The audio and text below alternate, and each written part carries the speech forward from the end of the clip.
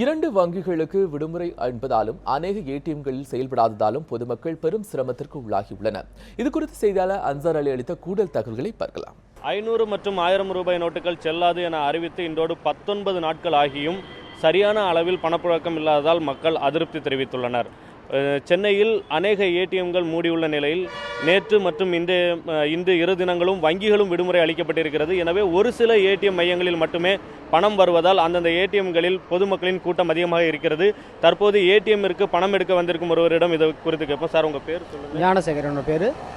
சென்னையில் எவ்வளோ ஏடிஎம்கள் ஓப்பனாக இருக்குது, எவ்வளோ பணம் வருது? ஒரு பாதிக்கு மேலே க்ளோஸில் தான் இருக்குது. ரொம்ப நாளாகவே க்ளோஸில் இருக்குது. ஒரு சில இடத்துல ஓப்பனில் இருக்குது. அதை தேடி போகிறதா இருக்குது. நம்ம ரொம்ப தேடி போகிறதா இருக்குது. இதுக்கான ஆக்ஷனை சீக்கிரமாக எடுக்கணும். ரிசர்வ் பேங்காகவும் சரி, அதுக்கான மக்களை ரொம்ப கஷ்டப்படுத்தக்கூடாது. அதுக்கான இதை நிறைய கொடுக்கணும். அப்புறம் நிறைய பேர் வச்சிருந்த பைசாலாம் செலவாயிட்டே வந்துருச்சு. இப்போ திரும்ப ஒன்றுமே இல்லை நிலைமைக்கு வந்துட்டாங்க மக்கள். இப்போ ஏடிஎம் திறந்திருக்கிற அந்த ஒரு சில ஏடிஎம்கள்லையும் எந்த அளவிலான ரூபாய் நோட்டுகள்லாம் வருது? 100 ரூபாய் 500 ரூபாய் நம்மளுக்கு தாராளமாக கிடைக்கக்கூடிய அளவில் இருக்குது. இல்லை, ஒரு சில பேங்க்கில் போனால் 2000 நோட்டு தான். ஒரு சில பேங்க்கில் போனால் அந்த பேங்கிங்கில் போனால் மட்டும் நம்மளுக்கு நியர்பையில் டெலிவரி பண்ணுறாங்க. அந்த மாதிரி பிரச்சனை இருக்குது. சார், இப்போது இந்த கஷ்டமான இந்த சூழ்நிலை நிலவிட்டு இருக்கிறப்ப நேற்று மற்றும் இன்று வங்கி விடுமுறை அளிக்கப்பட்டிருக்குது.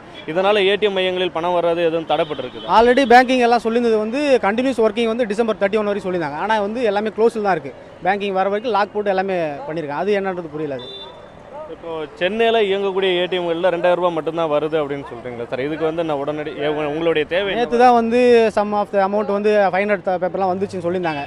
அதுலேயே நிறைய ப்ராப்ளம் இருக்குன்னு சொல்லி ப்ராப்ளம் வந்திருக்கு. ஆனால் மக்கள்கிட்ட இன்னும் டெலிவரி யார்ட்டையும் வரல. அது ஒரு பிரச்சனை போயிட்டு இருக்கு. இன்னும் வரல.